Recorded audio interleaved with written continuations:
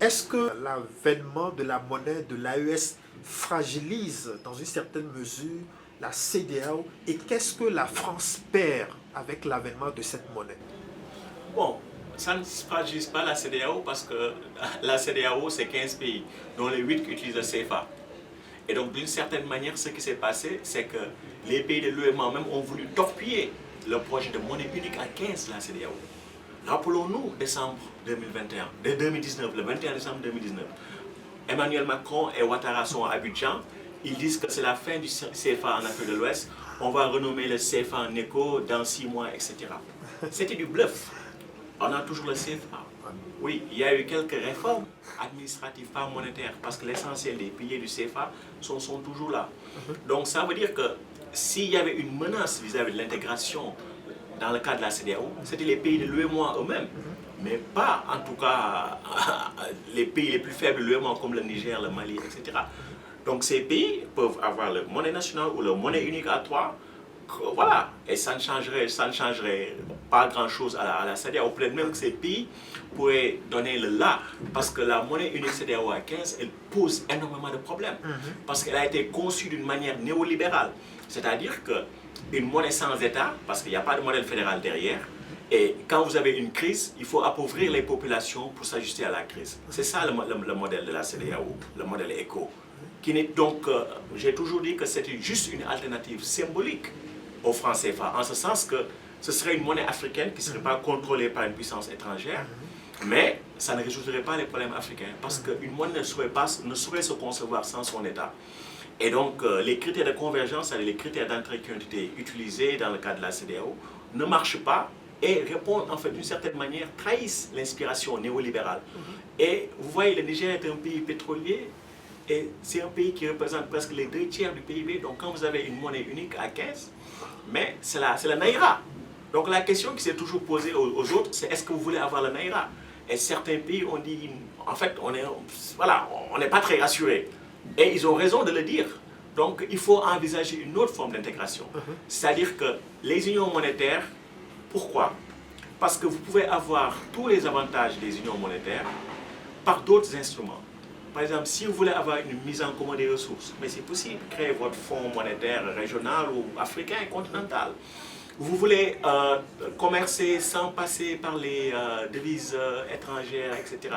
Mais maintenant, vous avez le système panafricain de paiement et de règlement, le PAPS, avec Afreximbank. Ou bien vous pouvez avoir des échanges de lignes de crédit, etc. Ça veut dire que je ne dis pas qu'il ne faut pas avoir de monnaie unique, etc. Mais je veux dire que si on veut vraiment s'intégrer sur le plan monétaire, il y a beaucoup de choses qu'on peut faire en attendant peut-être d'être prêt pour l'État fédéral qui validera la monnaie unique. En tout cas, dans le cas des 15 pays de la CEDEAO. Et donc, qu'est-ce que la France perd? Bon, ce qu'il y a, c'est que nous sommes dans un système de colonialisme monétaire, où nos réserves de change sont contrôlées par la France, jusque-là, même malgré la réforme. Et le CFA peut être utilisé comme un instrument disciplinaire contre les États qui seraient en froid avec la France. Donc le Mali en a été victime, le régime de Laurent Gbagbo en 2011 en a été victime, et le Niger en a été victime. Donc rien que ça, les pays qui veulent leur souveraineté doivent sortir du franc CFA si la France n'accepte pas de sortir du système franc CFA. Et donc ça veut dire que la France n'aura plus de contrôle sur les réserves de change, ne pourra plus utiliser le CFA comme mécanisme disciplinaire contre ces pays, et n'aura plus la garantie directe de protéger ses intérêts économiques via le système CFA. Mais ça ne veut pas dire qu'à terme, la France va perdre. Pourquoi? Parce que les Européens ont cette mentalité, malheureusement, colonialiste, mercantiliste, qui a toujours consisté à penser que le développement de l'Afrique pourrait leur nuire. Une Afrique qui se développe bénéficie à tout le monde.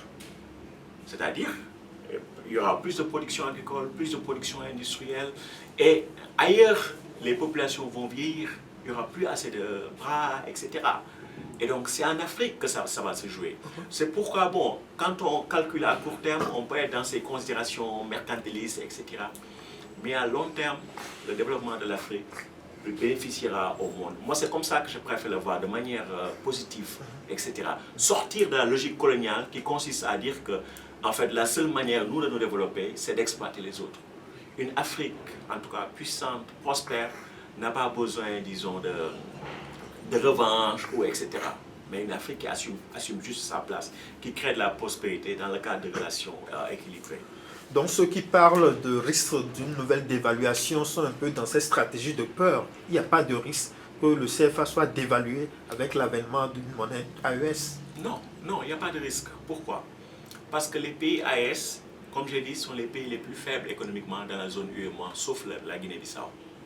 Et donc, les trois pays ensemble, en tout cas quand vous regardez les statistiques de 2022, oui, leur taille en termes de PIB est inférieure à celle de la Côte d'Ivoire. Et les pays qui apportent les réserves de change, c'est la Côte d'Ivoire, le Sénégal d'abord. Le Sénégal va commencer à exploiter des hydrocarbures, ce qui va augmenter sa capacité en tout cas, à accumuler des réserves de change, etc. Donc c'est les pays les plus faibles d'une certaine manière. Mais s'il n'y a pas de risque de dévaluation, il peut y avoir un risque de dislocation de l'UEMOA, les zones CFA. Mais ce que fait l'AES est très intéressant. Ils ont plus de souveraineté. Le Trésor français ne les contrôle plus. Il y a des choses intéressantes. Et pourquoi pas nous? Et dans le cas d'un pays comme le Sénégal, bon, s'il y a un nouveau gouvernement, il pourrait dire, mais il est normal que le Sénégal ait sa propre monnaie. Pourquoi? Mais pourquoi un pays exportateur de pétrole et de gaz devrait fixer sa monnaie à l'euro? Le FMI publie un rapport où il y a tous les régimes de change à travers le monde, pour tous les pays, et le cadre de politique monétaire. Vous ne verrez aucun pays au monde exportateur de pétrole et de gaz qui fixe sa monnaie à l'euro. Ça n'a pas de sens. La plupart de notre commerce est libellé en dollars. Et souvent nos dettes également sont libellées en dollars. Mais pourquoi fixer à l'euro pour donner une préférence commerciale à la France, garantir les intérêts des entreprises françaises et européennes? Ça n'a pas de sens. Donc, parfois les gens cherchent des choses compliquées. Je veux dire, le seul fait de supprimer l'arrimage à l'euro pour aller vers un système plus flexible ou aller, en tout cas, fixer au dollar avec une parité raisonnable, mais rien que ça donne des marges de manœuvre. Vous n'avez pas d'inflation, parce que vous avez la même, ce qu'ils appellent stabilité monétaire, et ça vous donne beaucoup plus de marge de manœuvre pour agir. Mais pourquoi ils ne veulent pas quitter l'arrimage à l'euro? Parce que la France leur dit que moi j'apporte une garantie, et pour que vous puissiez bénéficier de cette garantie, il faut fixer à l'euro, parce que l'euro c'est ma devise. Et en tout cas, c'est dans la devise que j'utilise que je pourrais vous donner cette garantie, etc. Mais cette garantie, elle n'existe pas. Elle n'existe pas, parce que la garantie, c'est la promesse d'un découvert. Et donc, dans les faits, le découvert n'a pas lieu. Parce que tout est fait justement pour prévenir ce découvert. C'est comme si je vous disais, moi je suis votre banque, et vous gagnez 100, et je vous dis que si vous voulez avoir un découvert, allez à 120, 130, je peux vous prêter. La condition, c'est que vous donniez les 50. Et donc vous déposez les 50 chez moi. Quand vous dépensez 80, je vous dis, ah, monsieur Atayodi, il faut arrêter maintenant les dépenses parce que là c'est trop. Et donc vous n'irez jamais vers les 100. Et donc depuis 1960 jusque-là, il n'y a qu'une petite période dans les années 80, pendant la crise de la dette, où cette garantie a été activée. Mais activée pour permettre le rapatriement des capitaux par les entreprises françaises. Donc ça veut dire qu'au lieu que la France accorde une garantie, entre guillemets, ce sont les banques centrales elles-mêmes qui prêtent au Trésor français leurs réserves de change, d'une certaine manière. Donc cette garantie n'existe pas. Et donc comme cette garantie n'existe pas, pourquoi fixer à l'euro? Tout autre régime de change vous donnerait plus de flexibilité. S'il y a en tout cas une préférence pour les régimes de change fixes, mais fixés au dollar, ça vous donnera plus de marge de manœuvre et vous n'aurez pas plus d'inflation. Mais voilà, c'est-à-dire que les gens parfois amènent le débat là où il n'est pas. Et comme je vous ai dit, il n'y a aucun pays producteur, exportateur de pétrole et de gaz à travers le monde qui ait fixé sa monnaie à l'euro, sauf les pays CEMAC. Et donc dans le cas des pays CEMAC, qu'est-ce qui va se passer? C'est-à-dire que vous vendez du pétrole, vous recevez des dollars. Et donc, vous devez déposer 50% de vos réserves de change auprès du Trésor français, en Afrique centrale en tout cas. Et donc, qu'est-ce qui va se passer? Vous prenez vos dollars, vous les convertissez en euros pour les laisser auprès du Trésor français parce que le Trésor français doit les détenir en euros. Et ça, c'est une pratique qui date, disons, en fait, de la période coloniale. Pourquoi? Parce qu'à l'époque, la France avait voulu avoir un tampon pour se prémunir en fait, de l'hégémonie du dollar. C'est-à-dire que la France pouvait manquer de dollars. Et donc, si vous manquez de dollars, ça veut dire que votre indépendance financière, elle est compromise. Et si votre indépendance financière est compromise, votre indépendance politique. Et donc, le système CFA lui permettait d'acheter coton, cacao, pétrole, uranium, manganèse, sans débourser de dollars. Et en même temps, quand ces pays africains avaient des surplus extérieurs, accumulaient des dollars, ces dollars étaient convertis en francs pour soutenir le cours du franc et aussi bénéficier à l'économie française.